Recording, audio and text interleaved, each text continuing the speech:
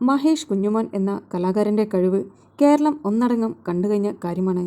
എന്നാൽ Mahesh big boss Malayalam season 7-ലെ കണ്ടസ്റ്റൻസിൻ്റെ സൗണ്ടുകളെല്ലാം ഇമിറ്റേറ്റ് ചെയ്യുന്നത് നിങ്ങൾ കണ്ടിട്ടുണ്ടായിരുന്നോ? എത്ര മനോഹരമായിട്ടാണ് അദ്ദേഹം അവരെ എല്ലാവരെയും പ്രസൻറ്റ് ചെയ്തിരിക്കുന്നത്. എങ്ങനെയാണ് ഈ മനുഷ്യന് ഇതുപോലെ മറ്റുള്ളവരുടെ സൗണ്ടെല്ലാം ഇമിറ്റേറ്റ് ചെയ്യുവാൻ പറ്റുന്നത്?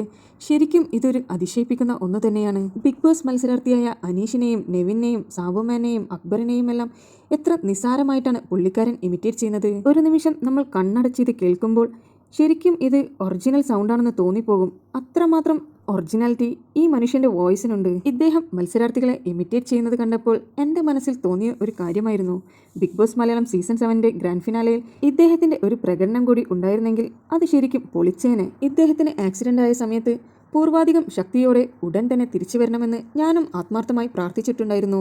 ശരിക്കും ഇദ്ദേഹത്തിൻ്റെ വോയിസ് ഒരു മാജിക്കൽ വോയിസ് ആണ്. ആരുടെ സൗണ്ട് വേണമെങ്കിലും നിമിഷ നേരം കൊണ്ടാണ് പുള്ളിക്കാരൻ ഇമിറ്റേറ്റ് ചെയ്യുന്നത്.